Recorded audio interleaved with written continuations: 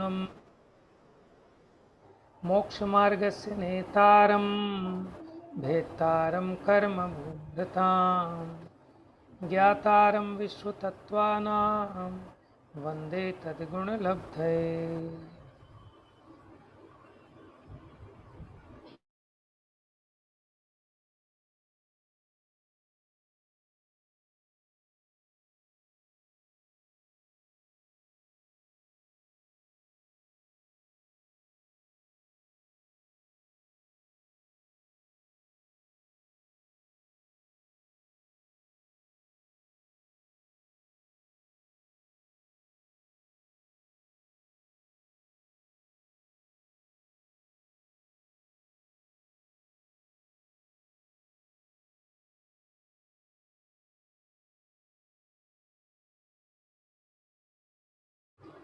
हाँ जी, कल हमने पर्याप्तियों की चर्चा की थी। आप लोगों को समझ में आया कुछ कुछ? पर्याप्तियाँ क्या होती हैं, कोई बता पाएगा?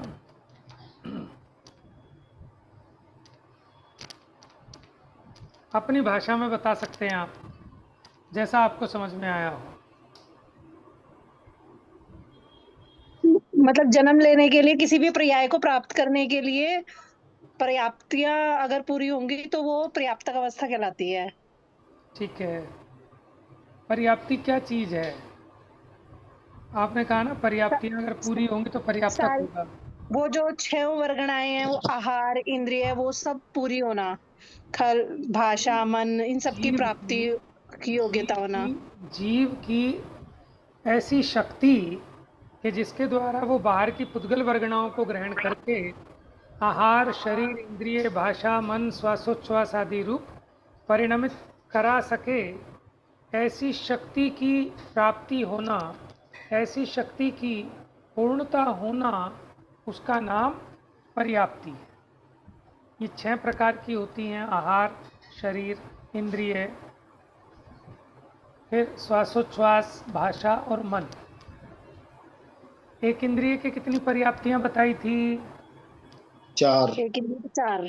कौन कौन सी नहीं होती? भाषा और मन। भाषा और मन।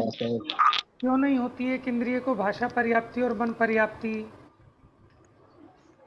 क्योंकि उसके वो ही नहीं है, वचन ही नहीं है, वचन उसको ही नहीं है, शक्ति नहीं और है मन भी नहीं होता। और मन भी नहीं है, इसलिए उसके भाषा, वो भाषा वर्गणाओं को ग्रहण करके शब्द रूप कैसे परिणम आएगा, इसलिए उसके वो योग्यता भी नहीं होती है। चलिए, बढ़िया है, अब आगे बढ़ते हैं। चलो, आज सोनिया पढ़ेगी क्या? जी भैया। भैया हाँ, पूछिए। मनोपर्याप्ति से पढ़ना भैया। यहाँ से पढ़ना मैंने हाईलाइट किया है। जी भैया। इन 6 पर्याप्तियों को दृष्टांत द्वारा इस प्रकार स्पष्ट कर सकते हैं, जैसे किसी मनुष्य स्त्री पुरुष के संयोग के बाद मनुष्य पर्याय में उत्पन्न होने वाला कोई जीव आकर माता के रुधिर और पिता के वीर्य रूप उद्गल द्रव्य में से अपने ग्रहण करने योग्य उस द्रव्य को ग्रहण करता है। उसमें खल, रस, भाग रूप शक्ति प्रकट होना आहार पर्याप्ति है। उस खल रूप द्रव्य को हड्डी चमड़ी रूप शरीर के आकार और रस रूप द्रव्य को रुधिर शुक्र रूप शरीर के आकार परिणमित कराने की शक्ति प्रकट।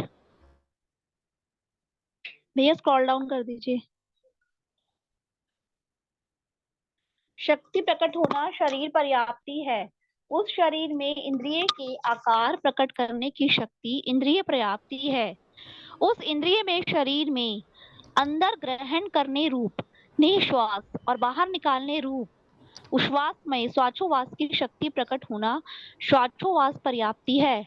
उस शरीर की जीवा इंद्रिय में वचन बोलने की शक्ति प्रकट होना भाषा पर्याप्ति है। उसी शरीर के हृदय स्थान में 8 पंखुड़ीमय विकसित कमलाकार वाले द्रव्य मन सहित गुण दोष के विचार रूप भावपन की शक्ति प्रकट होना मनोपर्याप्ति है। हाँ जी। 6 पर्याप्तियों के नाम किस किस को याद नहीं हुए? सबको याद हो गए हैं 6 पर्याप्तियों के नाम? Very good. देखो बिल्कुल उदाहरण से बहुत अच्छा सरल सा समझा दिया कि जब कोई जीव माता के गर्भ में आता है, माने वहाँ आते ही वो पुद्गलों को ग्रहण करता है। अब उसमें खल रस भाग रूप शक्ति प्रकट होना आहार पर्याप्ति है। माने वो बाहर की आहार वर्गणाओं को ग्रहण करके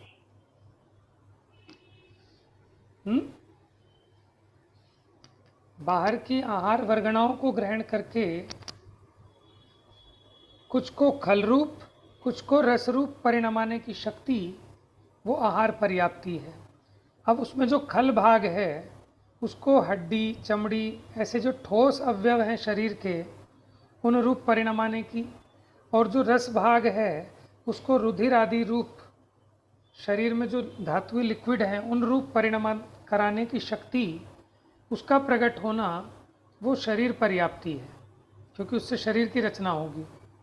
फिर शरीर में इंद्रियों के आकार प्रकट करने की शक्ति पूरी होना इंद्रिय पर्याप्ति। फिर श्वासोच्छ्वास की शक्ति प्रकट होना वो श्वासोच्छ्वास पर्याप्ति। फिर जिह्वा इंद्रिय के माध्यम से भाषा वर्गणाओं को ग्रहण करके वचन रूप परिणमाने की शक्ति, जिसको हम कहते हैं बोलने की शक्ति। बोलने में क्या बोलता है? बाहर हमारे आसपास जो भाषा वर्गणाएं हैं उनको ग्रहण करता है और उनको भाषा रूप परिणमित कराने में ये जीव का परिणाम निमित्त होता है। हम तो अपने मुख को ठीक है संकोचते हैं विस्तारते हैं, जिससे कि वोकल इंस्ट्रूमेंट है ना पूरा, हम तो इसको हिलाते हैं, इसमें से हवा निकलती है। तो बाहर ये जो भाषा वर्गणाएं हैं वो भाषा रूप परिणमित होती है। जीव निमित्त है, लेकिन ये बाहर की जो भाषा वर्गणाएं हैं वो वचन रूप परिणमित होती है। इसमें जीव की जो इस प्रकार की शक्ति की पूर्णता होना उसका नाम भाषा पर्याप्ति। मन पर्याप्ति क्या है? मनोवर्गणाओं को ग्रहण करके द्रव्य मन रूप रचना होना और उसके माध्यम से विचार आदि की शक्ति की पूर्णता होना, ये मन पर्याप्ति है। आगे पढ़िए अनम्यूट करके। हाँ जी भैया। इस प्रकार गर्भ में आते ही अंतर मुहूर्त के अंदर सूक्ष्म रूप आहार आदि 6 पर्याप्तियां प्रकट हो जाती हैं। इनका संपूर्ण स्थूल रूप अपना अपना अवसर प्राप्त कर प्रकट होता जाता है। जैसे आम के बीज में अंकुर आते ही उसमें पत्ते, डाली, फूल, फल आदि रूप होने की शक्ति अंकुर के साथ ही प्रकट हो जाती है, उस प्रकार यहाँ भी जानना। देखो शक्ति इस तो प्रकार जैसे वो बीज में अंकुर उत्पन्न हुआ तो उसमें शक्ति प्रकट हो गई कि अब उसमें से पत्ते, डाली, फूल, फल सब होने की शक्ति हो गई। लेकिन फिर भी वो क्रम क्रम से हो गए काम। फल सबसे लास्ट में लगेगा, जब फूल झड़ जाएगा फिर वहाँ फल लगेगा अंत में। लेकिन वो शक्ति तो जब वो अंकुर उत्पन्न हुआ तभी उसमें शक्ति प्रकट हो गई। उसी प्रकार अंतर मुहूर्त के अंदर अंदर गर्भ में आते ही ये अपनी 6 पर्याप्तियां पूरी कर लेता है जीव। आगे पढ़िए। इसी प्रकार संगीत यंत्रों में देव नारकियों संबंधी व्यक्तिगत शरीर बनते समय उत्पाद स्थान में 6वें गुण स्थानवर्ती मुनि के आहारक शरीर में 6 पर्याप्तियां होती हैं। इसी प्रकार 3 शरीर रूप 6 पर्याप्ति के योग्य पुद्गल वर्णगणना के ग्रहण करते ही अंतर मुहूर्त काल में 6 पर्याप्ति रूप शक्ति का प्रकट होना पर्याप्ति है, ऐसा सर्वज्ञ भगवान ने कहा। देखो देवनारकियों का वैक्रियक शरीर होता है तो वो उत्पाद स्थान में, जो ये आपके त्रियंच हैं संगीत त्रियंचों में, इनके औदारिक शरीर है। 6वें गुण स्थानवर्ती मुनिराज के जिनके आहारक रिद्धि हो उनके आहारक शरीर है। तो कहते हैं उनमें 6 पर्याप्तियां होती हैं। इस प्रकार 3 शरीर रूप, 3 शरीर कौन कौन से? औदारिक, वैक्रियक, आहारक। इन 3 शरीर रूप 6 पर्याप्तियों के योग्य उद्गल वर्गणाओं का ग्रहण करते ही अंतर्मुहूर्त काल में 6 पर्याप्ति रूप शक्ति का प्रकट होना, इसका नाम है पर्याप्ति। भैया हाँ जी। जी भैया, जैसे ये आहारक शरीर है, ये तो समुद्घात की अवस्था में होता है, तो ये क्या जीव है? देखो, जीव का ही शरीर है ना, जीव तो एक ही है मुनिराज। अब उनके पास 2 शरीर हो गए। एक तो औदारिक शरीर है, मूल शरीर। अब उसी में से एक नए शरीर की ओर रचना हुई, वहाँ आत्मा के प्रदेश भी लगे हैं। आत्मा एक अखंड है, इसी के प्रदेश उस रूप से वहाँ तक फैलते हैं। तो एक शरीर तो ये औदारिक शरीर, और वो जो सफ़ेद पुतला बन के निकला वो आहारक शरीर है। ठीक है, वो भी इस तरह तो भैया वो जो शुभ तेजस और अशुभ तेजस होता है वो भी शरीर ही है। हाँ बिल्कुल। देखो, तेजस शरीर सबके पास है, तेजस और कारमाण शरीर। हमारा जो तेजस शरीर है वो इससे बाहर ऐसे नहीं निकल रहा, तो इसलिए हमने वहाँ पढ़ा था निष्क्रमण रूप तेजस शरीर। वहाँ क्या पढ़ा था? निष्क्रमण रूप तेजस शरीर। तो वहाँ वो जो बाहर निकलता है पुतले के आकार में, वो रिद्धि प्राप्त के ही निकलता है। रिद्धि हो जिसके तेजस रिद्धि, उन्हीं के निकलता है। ठीक है, अब आगे। एक भैया ये उत्पाद स्थान लिखा है ना, ये क्या होता है? देखो, जहाँ ये उत्पन्न होते हैं, अच्छा ठीक है। देवनार की जहाँ उत्पन्न होते हैं उस स्थान में। भैया हमारे 3 शरीर होते हैं ना, कम से कम 3 शरीर होते हैं ना, कौन कौन से? औदारिक, तेजस और कारमान। Very good. या तो औदारिक, तेजस और कारमाण होंगे हमारे मनुष्य त्रियंचों के। कम से कम देवनागरियों 3 के हो सकते। तेजस कारमाण तो वैक्रिया, सारे जीवों के हैं। हाँ उनके तेजस वैक्रिया। कारमाण तो सभी जीवों के हैं, लेकिन विग्रह गति में ना तो औदारिक शरीर होता, ना वैक्रियक होता, ना आहारक होता। ये वाला शरीर तो होता ही नहीं विग्रह गति में। जब यहाँ से मर गए, जी 3 समय तक इसमें 2 अपने शरीर होंगे, को धारण नहीं किया, तो वहाँ 2 होंगे। कौन कौन से थे? तेजस और कारमान। तेजस और कारमान। और जब शरीर धारण करेगा, अगर देव और नारकी हैं, तो उनके तेजस कारमाण के साथ साथ वैक्रियक। मनुष्य वैक्रियक, और त्रियंचों के वैक्रियक नहीं होगा, औदारिक, औदारिक होगा। उनके औदारिक। आहारक रिद्धिधारी मुनिराज के कितने शरीर होंगे? सोच के बताना। भैया 4, 4।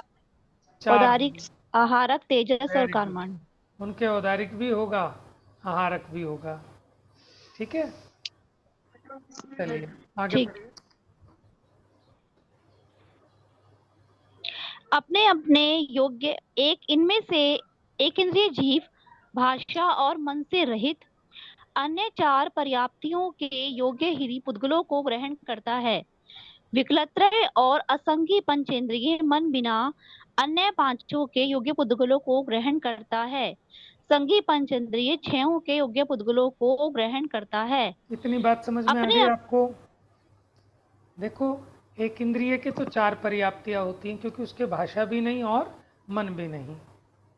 ठीक है, अब 2 इंद्रिय के वचन बल प्राण आ जाता है, तो उसके भाषा पर्याप्ति प्रारंभ हो जाती है, लेकिन मन तो नहीं है। 3 इंद्रिय के भी मन नहीं है, 4 इंद्रिय के भी मन नहीं है, असैनी पंचेंद्रिय के भी मन नहीं है। तो असैनी पंचेंद्रिय तक, यानी 2 इंद्रिय से लेकर असैनी पंचेंद्रिय तक 5 पर्याप्तियां होंगी मन को छोड़कर, और जो मन सहित हैं उनके 6 पर्याप्तियां हो सकती हैं।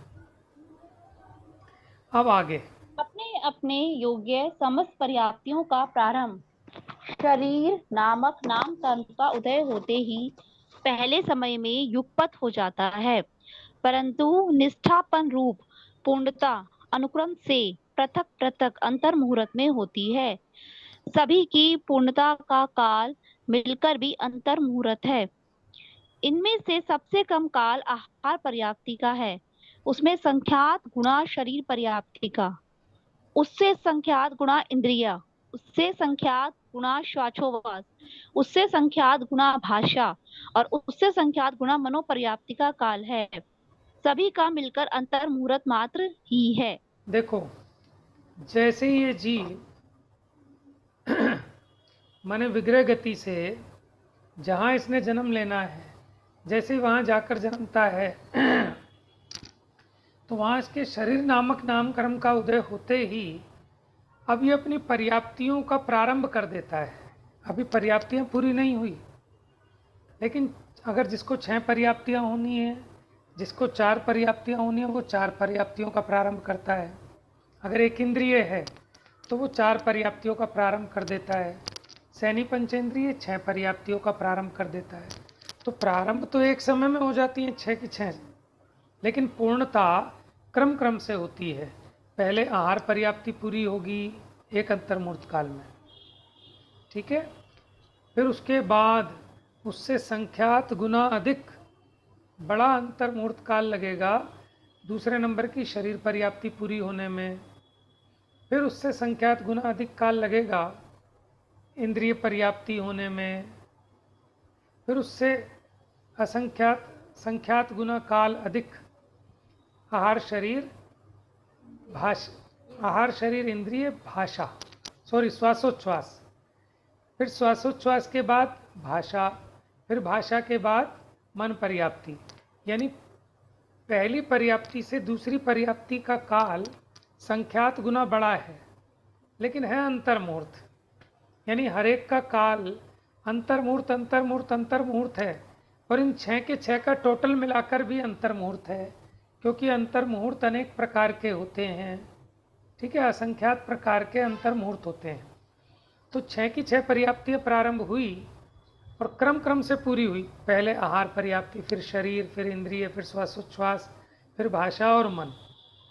तो पहली पर्याप्ति से दूसरी पर्याप्ति में अधिक काल लगता है, दूसरी से तीसरी में अधिक, ठीक है। सबका अलग अलग अंतर्मुहूर्त है, लेकिन 6 का मिलाकर भी अंतर्मुहूर्त ही है, लेकिन वो बड़ा अंतर्मुहूर्त हो जाएगा। बात समझ में आ गई इतनी? तो आगे पढ़ते हैं। पर्याप्ति नामक नाम कर्म के उदय में अपने योग्य पर्याप्ति की संपूर्ण शक्ति प्रकट हो जाना पर्याप्ति है, और शरीर पर्याप्ति पूर्ण नहीं होने पर्यंत निर्वृत्य पर्याप्तक है। शरीर संबंधी पर्याप्ति वाले अंतर्मुहूर्त में से एक समय कम तक यह स्थिति होती है।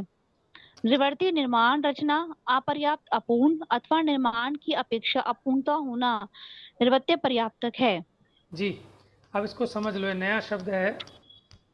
कल मैंने बताया था ना, निर्वृत्ति प्लस अपर्याप्तक, ये यण संधि हो गई। देखो, निर्वृत्ति और अपर्याप्तक, ई और आ जुड़कर या बन जाता है, ठीक है। तो इसको मिलाकर क्या बोला? निर्वृत्ति अपर्याप्तक। निर्वृत्ति का मतलब रचना होता है, ठीक है। निर्वृत्ति का मतलब उत्पन्न होना भी होता है, पूर्ण होना भी होता है, सिद्धि होना भी होता है, ठीक है। और ये अपर्याप्तक है, निर्वृत्ति अपर्याप्तक। यानी ये प्रोसेस में तो है, रचना में, लेकिन अभी जब तक प्रोसेस कंप्लीट नहीं हुई तब तक वो क्या कहलाएगा? अपर्याप्तक। लेकिन कौन सा है पर्याप्तक? निर्वृत्ति अपर्याप्तक। ये नियम से पर्याप्तक बनेगा, क्योंकि इसके पर्याप्तक नामकर्म का उदय है। लेकिन जब तक अंडर प्रोसेस है, यानी जब तक इसके शरीर पर्याप्ति पूरी नहीं होती, तब तक क्या कहलाता है? निर्वृत्ति पर्याप्तक। और शरीर पर्याप्ति पूरी होते ही वो पर्याप्तक कहलाता है। लेकिन एक होता है लब्धि पर्याप्तक, लब्धि अपर्याप्तक, उसको अपर्याप्तक समझना। लब्धि अपर्याप्तक कौन है? कि उसकी पर्याप्तियां नियम से पूरी नहीं होंगी, पर्याप्तियां पूरी होने से पहले ही उसका नियम से मरण हो जाएगा, वो कहलाते हैं लब्धि अपर्याप्तक, ठीक है। और लब्धि अपर्याप्तक के अपर्याप्तक नामकर्म का उदय होता है, लेकिन निर्वृत्ति अपर्याप्तक वाले के पर्याप्त नामकर्म का उदय होता है, क्योंकि निर्वृत्ति अपर्याप्तक वाला नियम से अंतर्मुहूर्त में पर्याप्तक बनेगा, उसके पहले उसका मरण नहीं होगा। लेकिन लब्धि अपर्याप्तक वाला नियम से शरीर पर्याप्ति पूरी होने से पहले ही मरण को प्राप्त हो जाएगा। बात समझ में आई कुछ आपको? अब पढ़िए एक बार दोबारा से इसको धीरे धीरे। पर्याप्ति नामक नाम कर्म के उदय में अपने योग्य पर्याप्ति की संपूर्ण शक्ति प्रकट हो जाना पर्याप्ति है, और शरीर पर्याप्ति पूर्ण नहीं होने पर्यंत निर्वृत्ति पर्याप्तक है। समझ गए? जब तक शरीर शरीर पर्याप्ति पूरी नहीं होती तब तक वो निर्वृत्ति अपर्याप्तक कहलाएगा।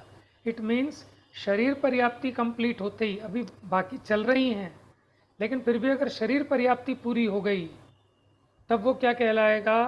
फिर वो पर्याप्तक कहलाएगा। पढ़िए आगे। शरीर संबंधी पर्याप्ति वाले अंतर्मुहूर्त में से एक समय कम तक यह स्थिति होती है। यानी शरीर पर्याप्ति पूरी होने में जितना अंतर्मुहूर्त काल लगता है ना, उसमें एक समय पहले तक, यानी जब तक शरीर पर्याप्ति पूरी नहीं हुई तब तक का काल निर्वृत्ति अपर्याप्तक का काल है। निर्वृत्ति का मतलब होता है निर्माण, रचना। देखो, एक है निर्वृत्ति, निर्वृत्ति एक होता है, इस पे से री हटा दो ऊपर वाली है तो बनेगा निवृत्ति। तो निवृत्ति का मतलब होता है छूटना, मुक्त होना, त्याग होना, रिटायरमेंट। ठीक है, सेवा निवृत्ति, सर्विस से रिटायर हो जाते हैं ना, मुक्त हो जाना, छूट जाना, उसको कहते हैं निवृत्त होना। लेकिन ये है निर्वृत्ति, निर्वृत्ति उत्पन्न होना, रचना होना, निष्पन्न होना। और अपर्याप्त माने अपूर्ण।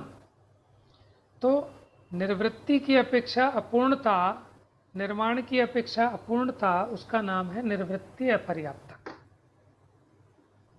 आगे पढ़िए। अपर्याप्ति नामक नामकरण के उदय से अपने योग्य पर्याप्तियों का पूर्ण नहीं हो पाना, श्वास के 18वें भाग में ही मरण हो जाना लब्धे पर्याप्तक है। लब्धि अर्थात पर्याप्त, लब्धि बराबर पर्याप्ति और अपर्याप्तक अपूर्णतामय अर्थात पर्याप्ति का निर्माण प्रारंभ हो जाने के बाद भी अपूर्णता की ही प्राप्ति होने से जिनके शरीर पर्याप्ति भी पूर्ण नहीं हो पाती और मरण हो जाता है, वे लब्धे पर्याप्तक है। देखो, लब्धि का मतलब होता है उपलब्धि, प्राप्ति। लेकिन उसको जो प्राप्ति होनी थी वो अपूर्ण ही रहेगी। ठीक है, अपर्याप्त यानी अपूर्ण, तो पूरी हुए बिना ही उसका मरण हो जाएगा, इसलिए उसका नाम है लब्धि अपर्याप्तक। पढ़िए आगे।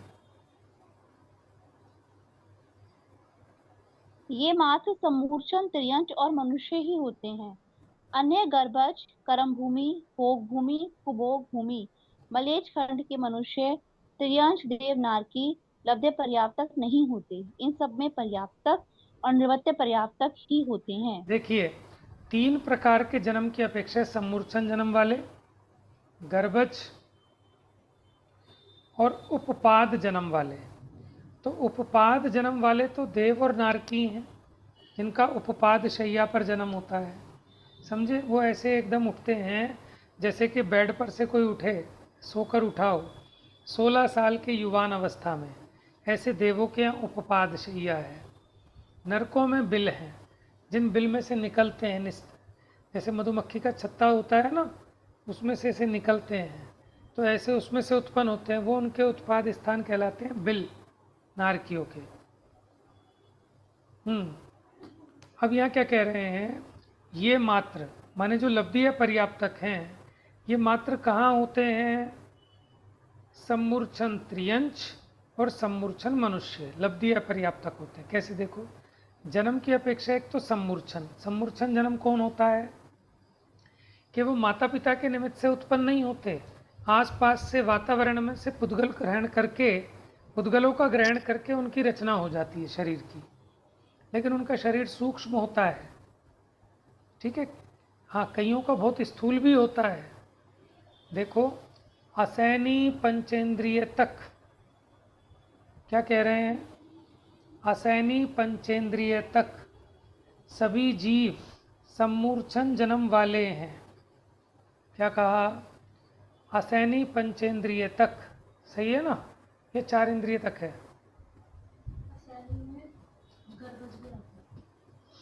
तो ये नारक, सम्मूर्छन, नपुंसकानी 4 इंद्रिय तक तो मेरे को कन्फर्म है। असैनी पंचेंद्रिय का फिर भी एक बार देख लूँगा। 4 इंद्रिय तक के जीव नियम से क्या होते हैं? एक तो नपुंसक होते हैं, ठीक है, एक सूत्र याद रखना, नारक सम्मूर्छिनो नपुंसकानि है।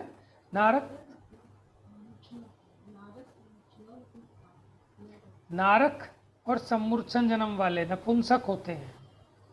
नारकियों में स्त्री वेद पुरुष वेद नहीं होता, वहाँ सब नपुंसक वेदी है। ऐसे सम्मूर्छन जन्म वाले नपुंसक वेदी हैं। 4 इंद्रिय तक, ठीक है, 1 इंद्रिय, 2 इंद्रिय, 3 इंद्रिय, 4 इंद्रिय, 4 इंद्रिय तक के जितने भी जीव हैं उनका सम्मूर्छन जन्म है, माने माता पिता नहीं होते उनके, अंडे से भी उत्पत्ति नहीं होती। जो अंडे से होने वाला जन्म है वो भी गर्भज का ही एक भेद है, ठीक है।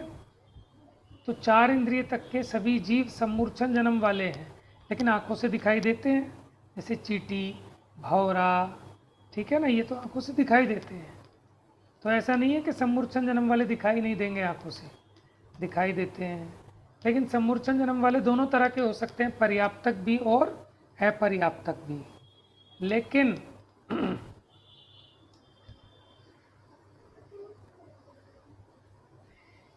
जो गर्भज जन्म वाले होते हैं, जो गर्भज जन्म वाले होते हैं वो लब्धय पर्याप्तक नहीं हो सकते।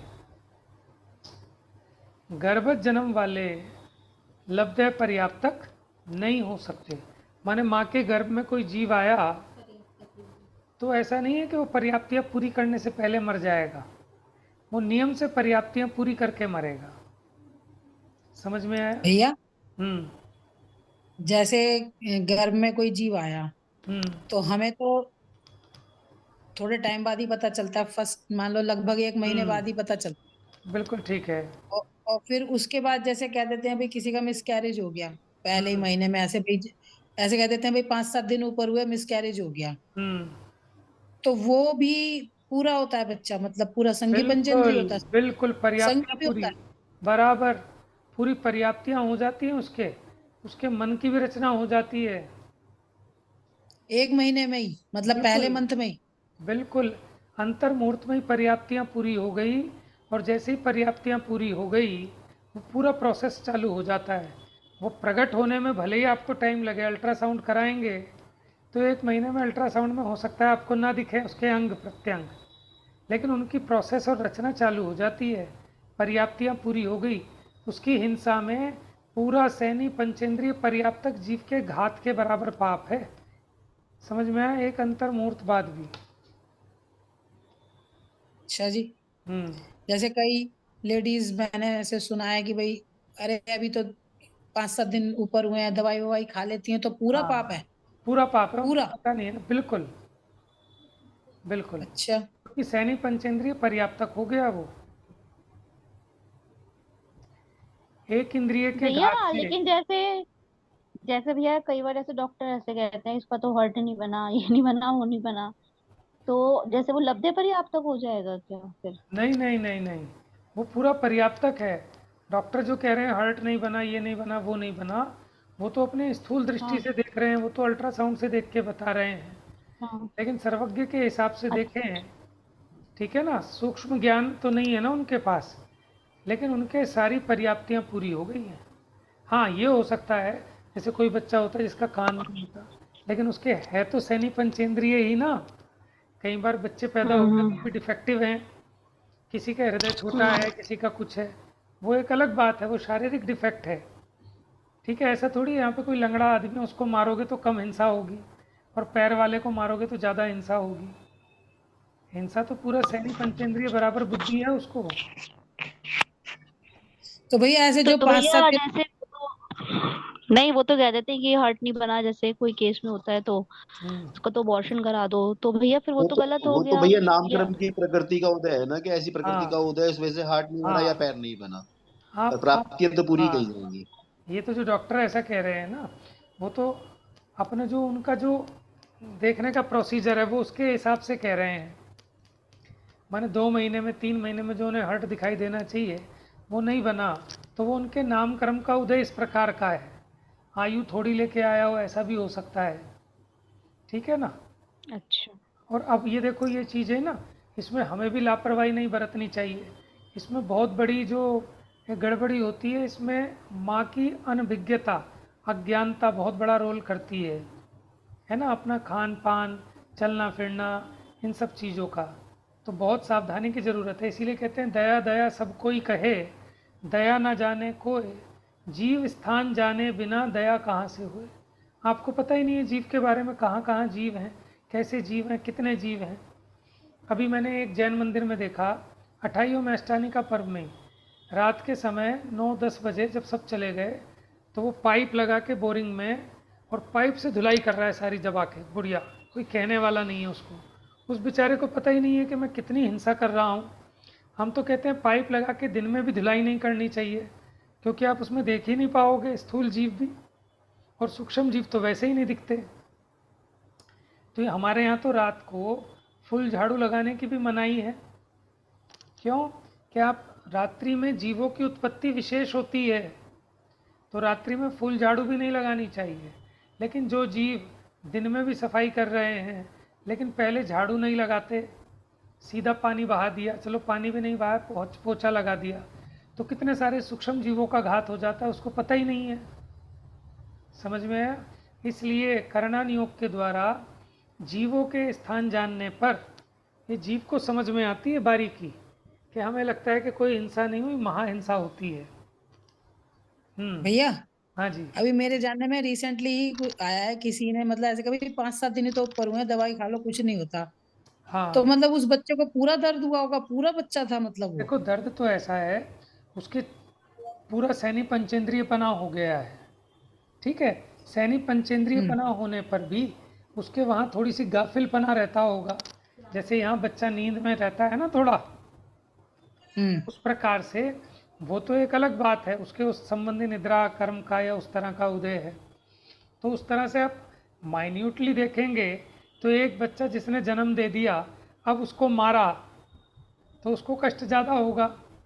उस अपेक्षा तो आप अगर सूक्ष्म तरीके से देखेंगे तो कष्ट में अंतर पड़ेगा, क्योंकि उसका उस प्रकार की हिंसा पूरी संगी पंचेंद्रीय जीव की है वो। बराबर हाँ। देखो अब कोई जो कर रहा है नहीं कर रहा है अलग बात है, लेकिन आपको सही ज्ञान तो होना चाहिए ना कि उसमें कितनी महाहिंसा है। और मतलब उस जीव का एक जन्म हो गया, मनुष्य जन्म खत्म हो बिल्कुल गया हो एक। गया, पर्याप्तक का, सैनी अच्छा। पंचेंद्रिय पर्याप्तक का जन्म वेस्ट गया उसका। ओहो। समझ में आया? आप ये देखो, देखो कम से कम ये जीव को खबर तो हो, अभी तो खबर ही नहीं है।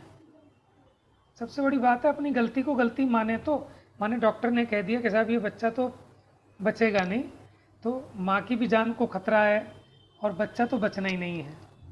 तो उस स्थिति में हम ये सोचते हैं कि दो में से किसी एक की तो जान बचा लें, तो वहाँ हमें जो भी स्टेप उठाना पड़ा वो मजबूरी का नाम महात्मा गांधी है। लेकिन फिर भी आपको इस बात का अपराध बोध तो होगा, आपको पता तो होना चाहिए, अपने दोष का सही परिज्ञान तो होना चाहिए।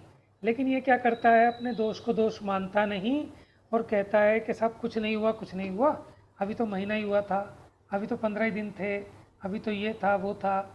कल्पना बहन जी तो ये तक बताती हैं कि जो वो गोली वगैरह खाते हैं अपनी डेट को आगे पीछे खिसकाने के लिए भी, उसमें भी पूरी वही हिंसा होती है। अच्छा जी। हाँ तो भैया चलो अब किसी से वो दोष हो गया, मेरे जानने में किसी से हाँ। ये दोष हो गया, तो अब इसका क्या प्रायश्चित है, क्या करना पड़ेगा, देखो क्या प्रायश्चित तो, करना चाहिए? देखो प्रायश्चित तो ये है कि पहले तो वो समझे और अपने जीवन को धर्म में लगाए, ये सबसे बड़ा प्रायश्चित है। अपने जीवन को सुधार ले, सारे पाप छूट जाएंगे, है ना। अब जीव ये सोचता है कि हमें ऐसा बता दें कि हम इतना दान कर दें, हम इतनी माला फेर लें, हम एक अनुष्ठान करा लें। देखो वो सब चीज़ें अपने चित्त की शुद्धि के लिए हैं कि आदमी डिप्रेशन में ना चला जाए, अपने आप को अपराध बोध होता है, गिल्ट फील होता है, उसके लिए वो अपनी पूजा रचाए, विधान रचाए, माला फेरे, दान करे, कुछ गरीब बच्चों का, या कोई ऐसे लोग हों कि जो धन के अभाव के कारण माने बच्चे को गिरा देते हो, उनको कहे नहीं तुम्हारे बच्चा हम पलवा देंगे, जहाँ जो उसको जिससे उसका माइंड सेट हो जाए, ठीक है, डिप्रेशन से बाहर निकले, वो काम तो करे। लेकिन इम्पोर्टेंट काम तो ये है कि अब अपनी कमर कस के धर्म में लगे, क्योंकि सुलटारा तो तभी है ना, प्रायश्चित से क्या होता है हाँ कि मतलब अन्य काम करेगा उससे तो अन्य तरह के पुण्य बंद हो जाएंगे, पर वो पाप तो हाँ, वहीं खड़ा है ना। आप वहीं खड़ा, अज्ञानता वहीं खड़ी है, अभी नहीं करेगा फिर अगले भव में करेगा। बैर तो उस जीव से बैर तो बंध ही गया ना। हाँ, अब देखो अंतर है ना, एक जो भी प्रॉब्लम जैसे बताई सोनिया ने कि डॉक्टर ने बताया किसी बच्चे को कि उसका हार्ट ही डेवलप नहीं हुआ, अब उसके पेरेंट्स क्या करेंगे, और वो कहे कि साहब अभी नहीं आप कराओगे तो बाद में माँ की जान को भी खतरा है, तो अब एक जीव तो बचाना पड़ेगा ना।